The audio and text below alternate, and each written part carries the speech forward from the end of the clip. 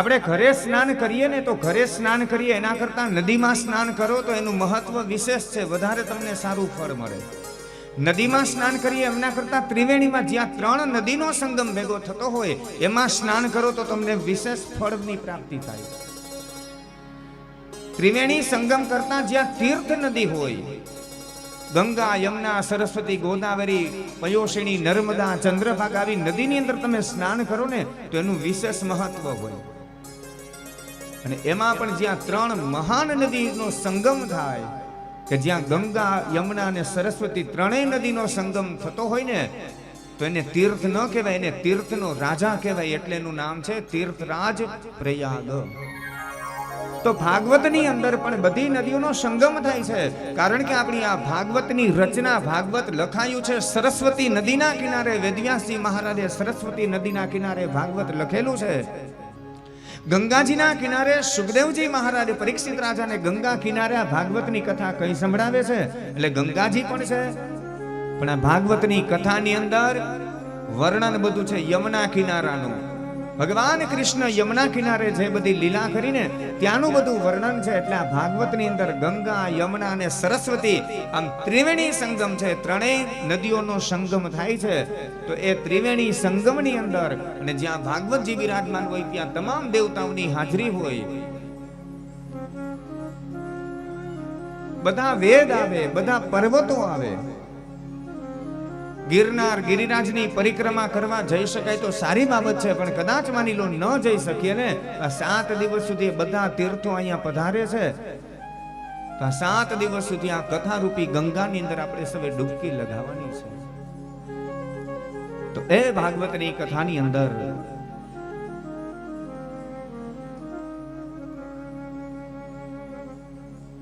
શ્રીમદ ભાગવતજીના મુખ્ય પ્રધાન દેવ છે ભગવાન કૃષ્ણ પરમાત્મા દ્વારકાધીશ. ભાગવતજી એટલે સ્વયં કૃષ્ણનું વાંગમય સ્વરૂપ છે, વાણીમય સ્વરૂપ. ભગવાન પરમાત્માને મૂર્તિની અંદર આપણે જોઈએ એટલે આપણને એમના દર્શન થાય, પણ એ જ ભગવાન પરમાત્મા એનું દિવ્ય સ્વરૂપ આપણા હૃદયની અંદર ભગવાન પ્રત્યે ભાવ જાગે, ભગવાનની અંદર શ્રદ્ધા જગાવવાનું કામ છે ને એ ભગવાન પરમાત્માની કથાનું છે. અને એ કથા ભગવાન પરમાત્મા આપણા શરીરમાં આવે, હૃદયની અંદર પધારે, પણ કેના દ્વારા? તો કે કાન દ્વારા. એટલા માટે ભગવાનનું આ વાણીમય સ્વરૂપ છે, વાંગમય સ્વરૂપ છે. વાણી દ્વારા ભગવાન પરમાત્મા હૃદયમાં પ્રગટ થાય અને ભગવાનમાં આપણને ભાવ જાગે, શ્રદ્ધા જાગે. અને એટલા માટે 7 દિવસ સુધી એકાગ્ર મનથી, એક ચિત્તથી એક આસન ગ્રહણ કરી અને ભગવાન પરમાત્માનું ધ્યાન ધરવું. કેવા ભગવાન? સચ્ચિદાનંદ રૂપાય વિશ્વતપત્યાદિ હેતવે તાપત્રય વિનાશાય શ્રી કૃષ્ણાય વયમ નુમઃ. ભગવાન પરમાત્મા સચ્ચિદાનંદ, સત, ચિત અને આનંદ જે સત્ય સ્વરૂપ છે. ભગવાન પરમાત્મા આદિ અનાદિ છે. આપણે નતા તો પણ ભગવાન પરમાત્મા હતા, આપણે છે તો પણ ભગવાન છે, અને આપણે વયા જશું તો ભગવાન રહેવાના છે. આદિ અનાદિ ભગવાન પરમાત્મા છે જે સત્ય સ્વરૂપ છે. પ્રત્યેક જીવ માત્રની અંદર અણુએ અણુમાં ભગવાન પરમાત્મા રહેલા છે. ભગવાન પરમાત્મા આનંદ સ્વરૂપ છે. ભગવાનનું સ્વરૂપ કેવું? તો કે આનંદ સ્વરૂપ. અને જ્યાં ભગવાન આવે ને ત્યાં આનંદ જ હોય, કારણ કે ભગવાનનું એક સ્વરૂપ છે. અને એટલા માટે આપણા કથાની અંદર જ્યારે આપણે કૃષ્ણ જન્મોત્સવ થાય ત્યારે આપણે બધા શું કહીએ કે નંદ ઘરે આનંદ ભયો, નંદ ઘરે આનંદ ભયો, નંદને ત્યાં આનંદ થયો. એટલે કે સ્વયં ભગવાન પધાર્યા, નંદ ઘરે આનંદ ભયો જે બોલીએ છીએ ને, આનંદ એ કૃષ્ણનું સ્વરૂપ છે. હમણાં ભાગવતજીની વાંચતે ગાતે આપણે પોથી યાત્રા લઈને આવ્યા, તો જે પોથીજી લઈને આવતા હતા ને ત્યારે આપણને હૃદયથી જે આનંદ હતો, ઉત્સાહ હતો, નાચતા ગાતા હતા. શું કામે? તો કે ભગવાન આપણે ત્યાં આવ્યા ને, એ ભગવાન આવ્યા ને એનો આનંદ હતો, એનો ઉત્સાહ હતો, એનો હરખ હતો. તો ભગવાન પરમાત્મા આનંદ સ્વરૂપ છે. સચ્ચિદાનંદ રૂપાય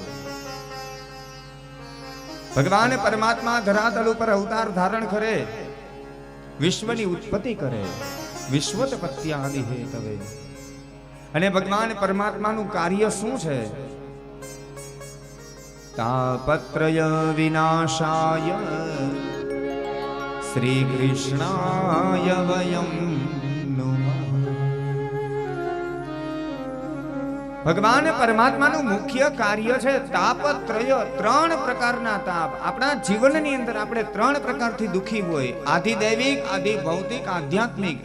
જેને આપણે કહીએ આપણા જીવનમાં કોઈ પણ પ્રકારની આધિ, વ્યાધિ અને ઉપાધિ હોય ને તો બધા દુઃખનો નાશ કરનાર એમાં સ્વયં ભગવાન કૃષ્ણ છે.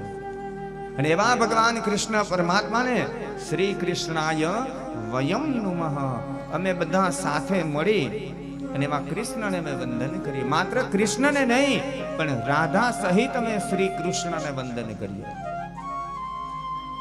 કૃષ્ણાય વયમ નુમઃ એમ નહીં માત્ર, પણ શ્રી કૃષ્ણાય વયમ નુમઃ. શ્રી એટલે રાધાજી, રાધાજી સહિત અમે ભગવાન કૃષ્ણને સૌ સાથે મળી વંદન કરીએ. નુમઃ એટલે કે અમે બધા સાથે મળી.